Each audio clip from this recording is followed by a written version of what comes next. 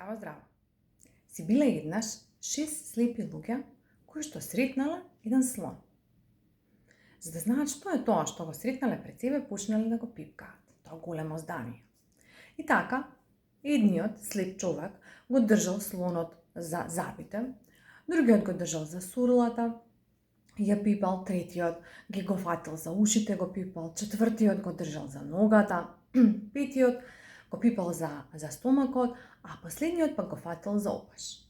И така, едниот кој што го држал за опашот кажувал: станува збор за јаже. Еве, располагам со сигурни докази дека станува збор за јаже. Другиот кој што го држал за стомакот, како што го пипал, вика: ова е големо здание, станува збор за ѕид. Третиот слеп човек кој што го држал за ногата, пак велел: не, ова е дрво, сигурно дека е дрво. Цврсто е, округло е и од доле до горе е цврсто истото. Четвртиот кој што го држал за ушите, кал не сум сигурен, или е тепих, или можеби личи исто на лепеза. Едниот пак кој што го држал за забите рекол: ова е некакво оружје, ми личи на копје.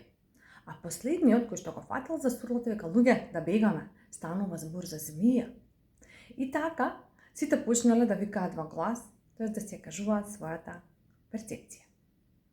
Колку често оваа парабола може да искористиме и во компаниите, каде што имаме еден слон или имаме еден проект, па човекот од маркетинг има свое видување, човекот од човечки ресурси има свое видување, човекот од продажба пак има свое видување, а CEO-то на компанијата има свое видување, оние кои што се во грижа за корисници имаат свое видување.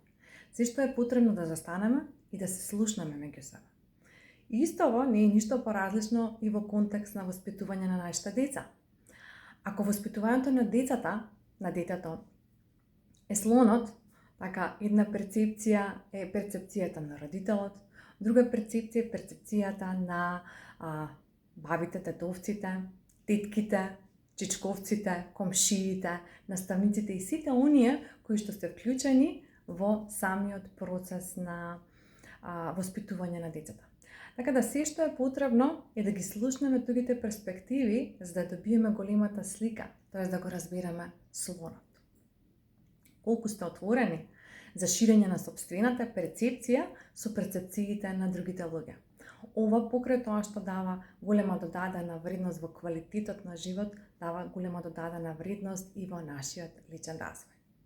Пишете ми за кои слонови истражувате.